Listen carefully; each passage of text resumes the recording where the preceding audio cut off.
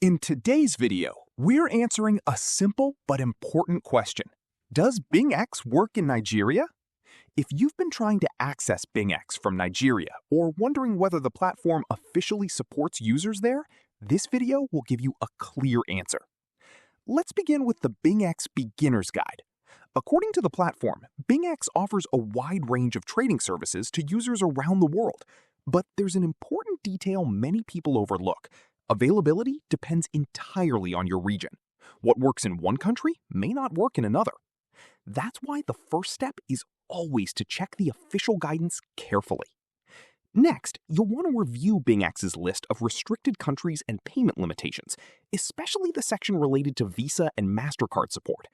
This matters because payment access determines whether users can deposit, withdraw, or fully use the platform. As you continue through the list, the situation becomes clear.